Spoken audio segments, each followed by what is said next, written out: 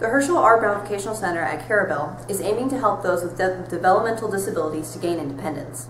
The program strives to help individuals reach their goals by having them make homemade products to sell. They are involved in the process from start to finish, from cutting out patterns to delivering the products.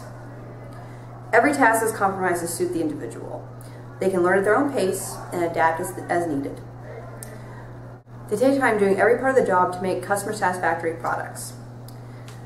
They're even paid for their work as an actual employee would. The program was founded by Virginia Frank and Tina Bell Midget in 1969 as a home for the developmentally disabled. The program is licensed by North Carolina Department of Human Resources and for 40 years has been helping individuals reach independence in all areas of their lives. It is a nonprofit organization and provides service to both children and adults. The ultimate goal for those seeking employment is just that, employment. The hope is for the individuals to be active in their communities as working cooperative citizens. The program has raised awareness to employers of the potential of the individuals and hopefully to the community about their willingness to be included. You yourself can buy Carabel products from their website, www.carabel.com. The Summer Olympics of 2012 were held in London and opened by Queen Elizabeth II. There were 204 nations participating with 10,820 athletes. There were 302 events in 26 sports. The motto was to inspire a generation. The opening was July 27th and the closing was August 12th. The winner in medals was the United States. Sometime in May of last year, a man in Miami, Florida ate another man's face off while high on cannabis. The police originally suspected that he was using bath salts, but later found out that he was not. He attacked a homeless man under a bridge. The brutal attack lasted 18 seconds, and he was shot 6 times by the responding officer before dying.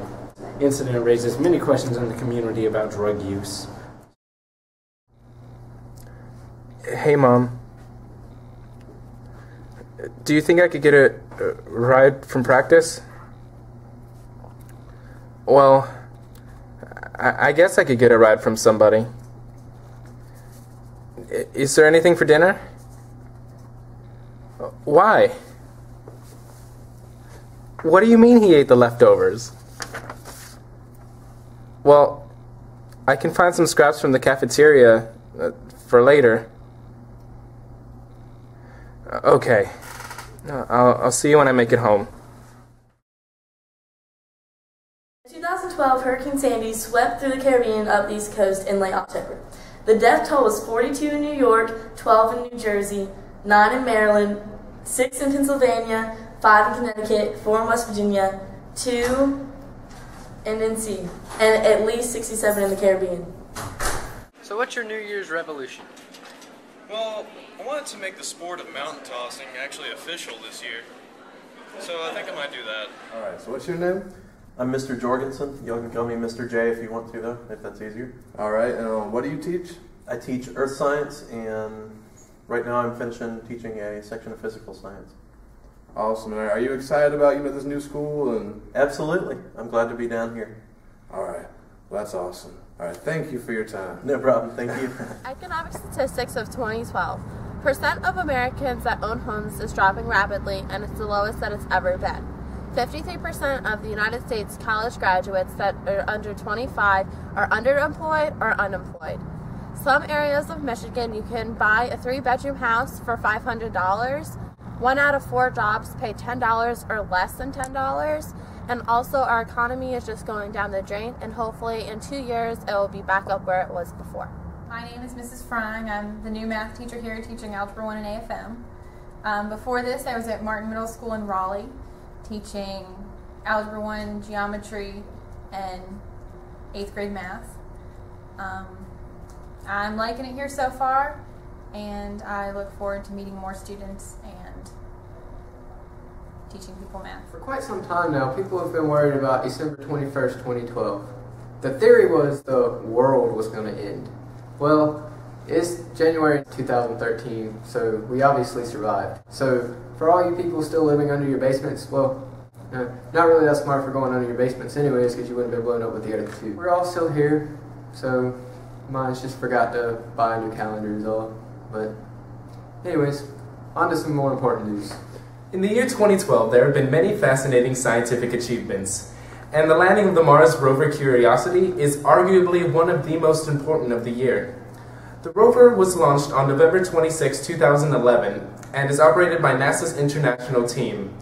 NASA plans for the mission to last 23 Earth months, and only 154 days have gone by since its landing on August 6, 2012. On its trip through space, the rover traveled about 350 million miles to the surface of Mars, and the rover's goals are to investigate Martian climate and geology, as well as to study in preparation for future human exploration. Well, as we all know, there was an intense election this year, but Obama was victorious against Romney. And as we all know, Obama shall rule over us for the next 4 years. Though Barack won it, it was a tough fight, and Romney fought tooth and nail. But Obama won both the electoral and popular vote. Obama got 303 electoral votes versus Romney's 206.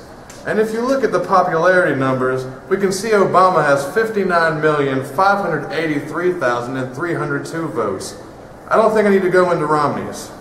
This is Obama's second term as president, so we can all expect a new president 4 years from now in the next election. Important dates for Dixon. Exam week will start on January 15th and end on the 18th. There will be no school January 21st to the 23rd, and we will start back up with a new semester on the 24th. There are 3 basketball games in January. The first one's on January 11th. It's at Jones Senior. The second one's on the 18th at East Carteret.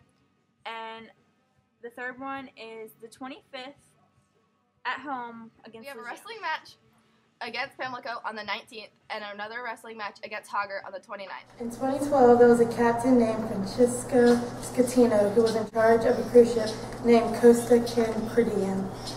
And he was responsible for 4,200 people who boarded that ship. Sadly, there was only 40% who didn't survive. Surviving. They found 3 corpses that day.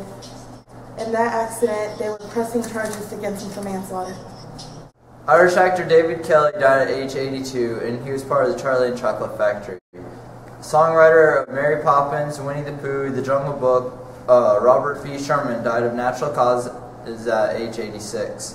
Mike Wallace died of natural causes at age 93. He was known for his 4 decades of famous news on the program 60 Minutes. George Lindsay from The Andy Griffin Show, Gunsmoke, and Hee Haw died of extended illness at age 83. Jack Klugman died from natural causes, and he acted in The Odd Couple, Quincy and Minnie, and 12 Angry Men. He lived until age 9. Michael Clark Duncan died in a hospital from a heart attack he had in July. Duncan acted in The Green Mile, Daredevil, and Armageddon. People knew him for his large frame and deep voice. He lived until he was 54.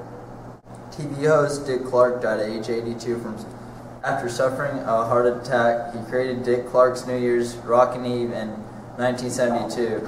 After 4 decades of college football at age 85, Joe Paterno died from lung cancer. He won the most games in the NCAA Division I coach history. I want to be an Abercrombie model. I want to be a pro fitness model. Then after 9 years of sick. And then after 9 years of college, I want to be an anesthesiologist. Alright, well after high school I plan on playing college tennis at the University of South Carolina Lancaster, and then after that going to the Air Force to be a broadcasting journalist. Is that all?